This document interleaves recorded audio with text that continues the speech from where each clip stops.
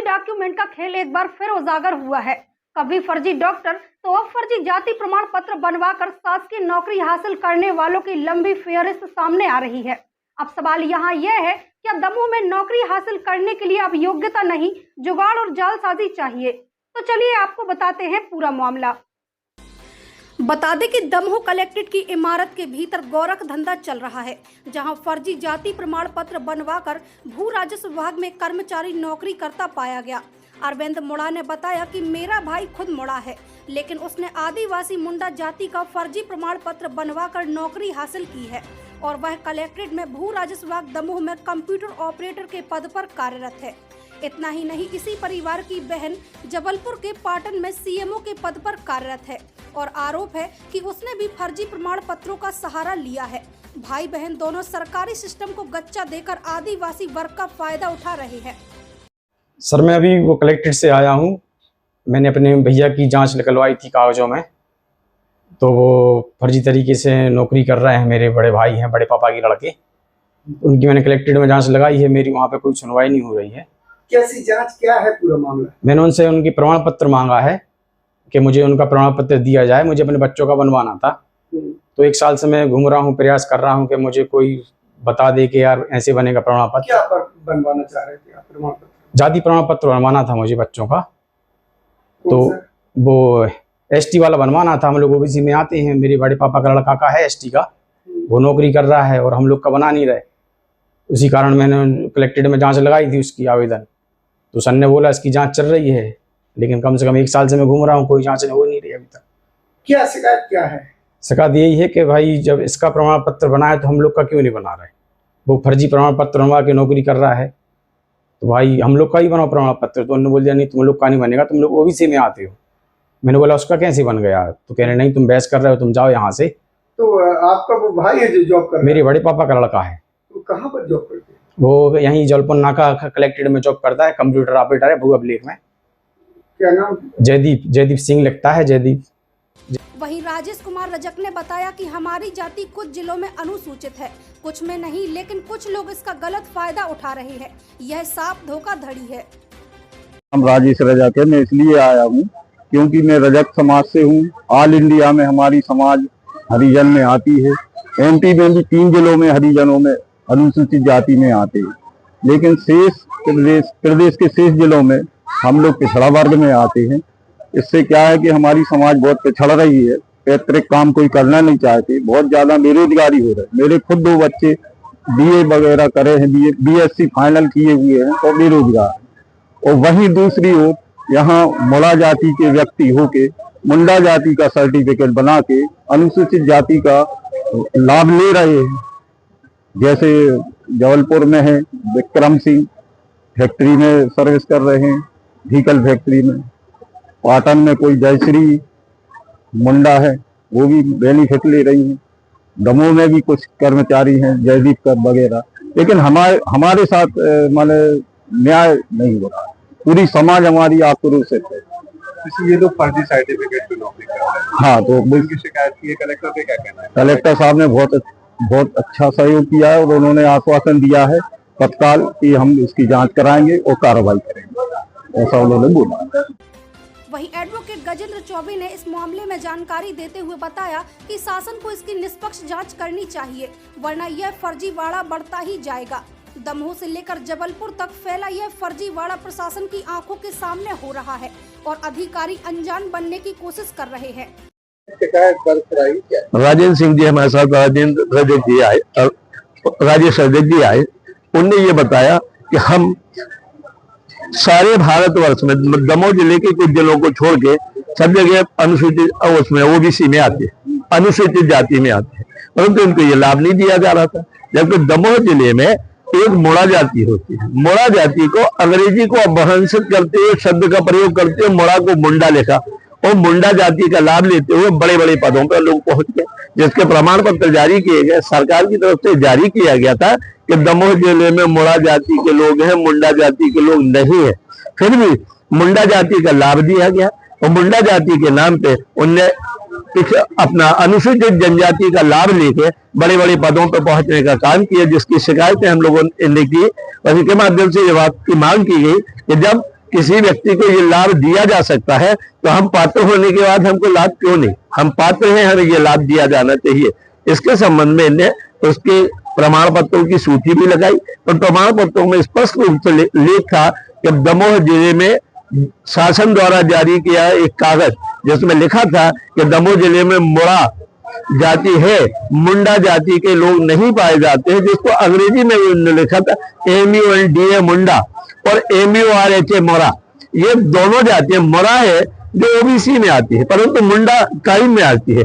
OBC के लोगों ने मुंडा जाति का लाभ लेते हुए यहाँ से बड़े बड़े सर्टिफिकेट प्राप्त किए हैं। ये सर्टिफिकेट स्पष्ट रूप से परिलक्षित होते हैं कि ये कहीं ना कहीं बनाए गए फर्जी सर्टिफिकेट हैं, जिनके माध्यम से लोग लाभ ले रहे हैं। सर्टिफिकेट जिनने जारी किए गए हैं, वो जिनने सर्टिफिकेट प्राप्त किए गए हैं, वो ये सभी के सभी लोग ऐसे दोषी हैं जो 420, 467, 471 के अपराध के दायी होते हैं।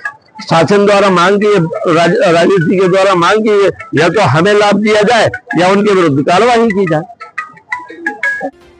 अब सवाल यहाँ यह उठता है कि आखिर कब तक फर्जी जाति प्रमाण पत्रों का खेल यूं ही चलता रहेगा? क्या शासन अब भी कार्यवाही के नाम पर सिर्फ जांच का भरोसा देता रहेगा या कोई ठोस कदम उठाया जाएगा? Bureau report ETN news Damoh. अभी तक की खबरों में बस इतना ही। अन्य खबरों के साथ जल्दी होगी आपसे मुलाकात। ताजा तरीन खबरों में बने रहने के लिए हमारे चैनल को सब्सक्राइब करें और लाइक करें और खबरें पसंद आए तो शेयर करें। तब तक के लिए मुझे दीजिए इजाजत। नमस्कार। पटेरा नगर परिषद क्षेत्र के वार्ड क्रमांक 2 में चंडी माता जी के सामने सफाई व्यवस्था पूरी तरह से ठप नजर आ रही है।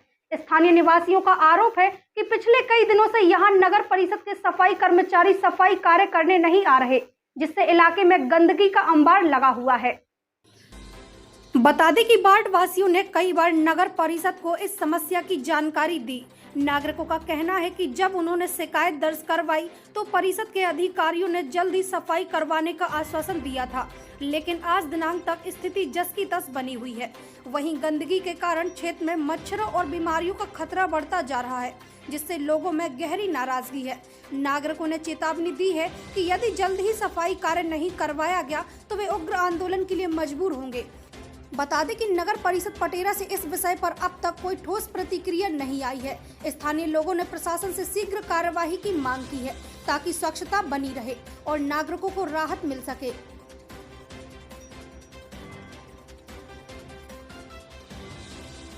किस नंबर वार्ड के निवासी हैं? जी मैं महेश तंतुआ वार्ड नंबर 2 का निवासी हूँ। जी, यहाँ पर जितनी गंदगी है, इतना कचरा लगा हुआ है, आपने परिषद सूचना नहीं दी कि यहाँ पे गंदगी हो रही है? परिषद वाले खुद यहाँ पर मानो ढेर इकट्ठा करवाते हुए, इसके लिए मानो कभी भी मानो यहाँ पर मानो ट्रैक्टर वगैरह नहीं रखते, मानो पूरा मानो कचरा ला के यहाँ पर मानो फेंकवाते हैं। अच्छा, आप लोगों ने रोका नहीं है कभी इनको? रोका है मगर मानो के उठ जाएगा, दोबारा नहीं उठता है। दोबारा मानो का दे तो दे रहा है आपके सामने। सुबह शाम उनकी सफाई होना चाहिए मगर मानो कब मानो सफाई कर्मियों के मानो अनाशाई चल पूरी। अच्छा, और इस वक्त की सबसे बड़ी खबर आपको बता दें, मिशन अस्पताल के फर्जी बाड़े और 7 मौतों के सनसनीखेज मामले में आज नया मोड़ आया है। इस मामले में आरोपी अजय लाल और इंदु लाल ने आज अदालत का दरवाजा खटखटाया है। दोनों ने न्यायालय में अग्रिम जमानत याचिका दायर की है। आपको बता दें कि मिशन अस्पताल पर गंभीर आरोप लगे हैं। मरीजों के इलाज में लापरवाही, फर्जी दस्तावेज और 7 मौतें, जिनमें अस्पताल प्रबंधन की भूमिका पर सवाल उठ रहे हैं। क्या कोर्ट अजय लाल और इंदु लाल को गिरफ्तारी से राहत देगा या फिर कानून का शिकंजा अब और कसने वाला है? फिलहाल मामला कोर्ट में है और जनसुनवाई की तारीख तय की जा रही है। हमारी नजर इस पूरे मामले पर बनी हुई है।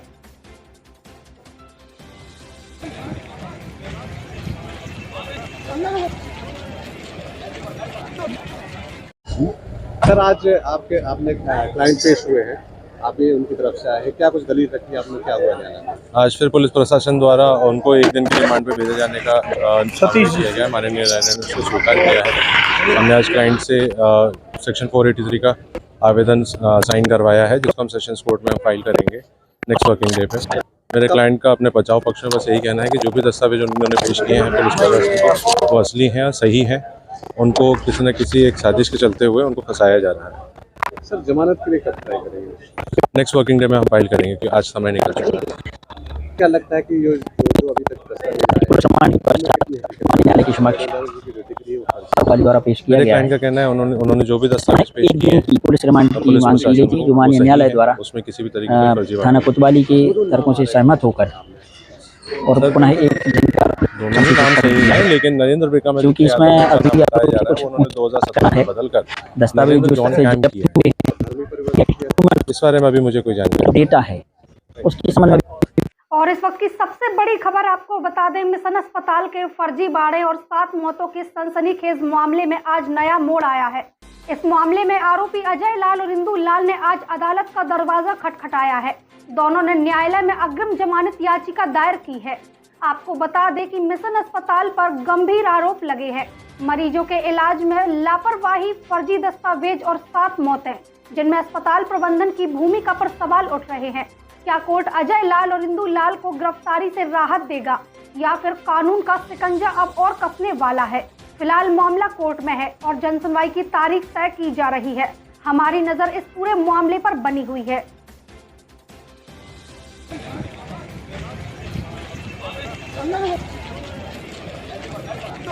दमोह से एक और बड़ी खबर सामने आई है, जहां डॉक्टर दुबे द्वारा लगाए गए फर्जी हस्ताक्षर के आरोपों पर अब एक नया मोड़ सामने आ गया है।